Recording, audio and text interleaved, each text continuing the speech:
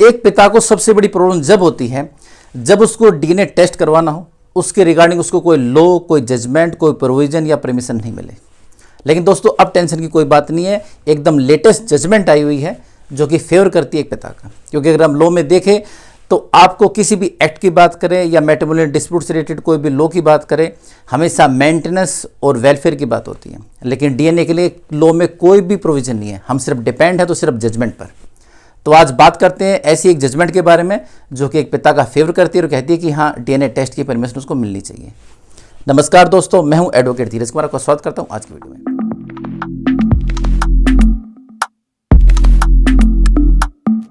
दोस्तों ये जजमेंट है, केरला हाईकोर्ट की जजमेंट है जो कि अभी कुछ दिन पहले आई हुई है, जिसका टाइटल है Y O. Mathew versus Elisa, formerly Laila and other.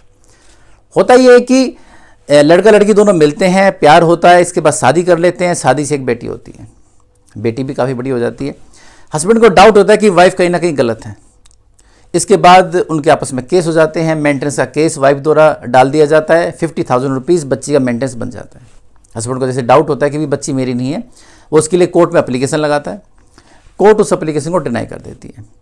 इसके बाद दोनों हाई कोर्ट आ जाते हैं। सबसे पहली पेटिशन मेन होती है वाइफ की, जो कि वाइफ फाइल करती है हस्बैंड के खिलाफ कि भी ये जो हस्बैंड जो रिलीफ मांग रहा है या फिर जो मेरे को मेंटेनेंस मिलना चाहिए, और ये सिर्फ इसलिए है कि ताकि बच्ची को मेंटेनेंस ना मिले, डिले हो, और साथ में डिफेमेशन के लिए। और हस्बैंड भी ऊपर आ जाता है, हस्बैंड की पेटिशन होती है सेकंड। ये जजमेंट है, ये सेकंड पेटिशन की है। अब ऐसे में कोर्ट सुनती है दोनों को, और कोर्ट इसके अंदर काफ़ी सारी जजमेंट का हवाला देती है। हालांकि जजमेंट से मैं आपको बता देता हूँ कि डीएनए के रिगार्डिंग अब तक की जो सबसे बड़ी जजमेंट रही है सुप्रीम कोर्ट की, वो रही है एनडी तिवारी की। एनडी तिवारी जी, जो कि नारायण दत्त तिवारी उनका पूरा नाम, वे यूपी के एक्स सीएम थे। उनके बेटे रोहित शेखर ने उनके ऊपर केस किया था। उनका कहना था कि भाई जो ये एक्स सीएम हैं एनडी तिवारी जी, मैं इनका बेटा हूँ। इसके लिए उन्होंने कोर्ट में, दिल्ली हाई कोर्ट में पेटिशन फाइल की थी। उसके बाद वो पेटिशन ऊपर जाकर के सुप्रीम कोर्ट में चली जाती है, और उसमें फिर ऑर्डर होते हैं डीएनए के, और कोर्ट उनको डायरेक्शन देती है बाकायदा। इसके बाद उन्होंने मजबूर होकर कोर्ट में डीएनए दिया, और ये साबित हुआ कि वो रोहित शेखर उन्हीं का बेटा है। आप कहीं भी उसको सर्च करेंगे गूगल पर तो वो आ जाएगी निकल करके। और सुप्रीम कोर्ट की जजमेंट जो अब तक रही है उसमें क्रिस्टल क्लियर ये डायरेक्शन दी हुई है। ऐसे ये वाली जजमेंट जो अभी बिल्कुल लेटेस्ट आई है, नॉर्मल आपने देखा हुआ कि भी जल्दी से डीएनए की परमिशन मिलती नहीं है। अभी जजमेंट के अंदर कोर्ट जो और भी जजमेंट होती है, सिर्फ उसमें एनडी तिवारी की जजमेंट का हवाला नहीं दिया हुआ है, बाकी और जजमेंट का हवाला दिया हुआ है। उनका जिक्र करती है, छेड़ती, कहती है कि भाई एक पिता को भी अधिकार है ये जानने का कि बच्चा उसका अपना है कि नहीं है। अगर वाइफ ये अपनी दलील देती है कि भाई सिर्फ मेंटेनेंस से बचने के लिए, तो पर बेशक मेंटेनेंस से बचने के लिए ही हो, लेकिन पिता को उसका अधिकार से वंचित नहीं किया जा सकता।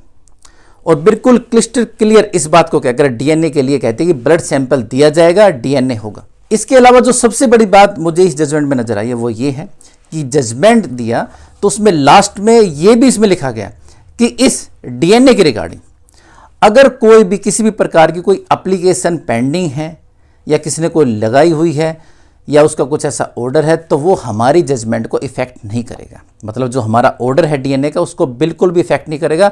कोई भी अगर कोई एप्लीकेशन, कुछ और भी चीज़ पेंडिंग है इसके रिगार्डिंग कुछ है, तो मतलब ये है कि सिर्फ सुप्रीम कोर्ट की डायरेक्शन इसके ऊपर आ जाए जजमेंट के खिलाफ तो इसको इफेक्ट करेगी, वरना नीचे कोई भी प्रोसीडिंग कुछ भी चल रही है वो जजमेंट को इफेक्ट नहीं करेगी, और डीएनए होगा ही होगा। तो दोस्तों इस जजमेंट को यूज कीजिए।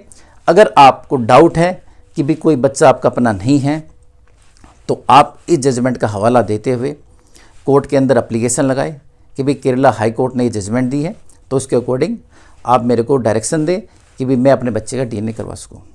लोगों में थोड़ा सा ये भी गलतफहमी है कि नहीं, हमने डीएनए की एप्लीकेशन लगाई तो मानहानि का केस हो जाएगा डिफेमेशन में। ऐसा कुछ भी नहीं है। डिफेमेशन किसी भी प्रकार से कुछ ऐसी बनती ही नहीं है। अब डीएनए करवाना चाहते तो उसमें डिफेमेशन कहाँ से आ गई?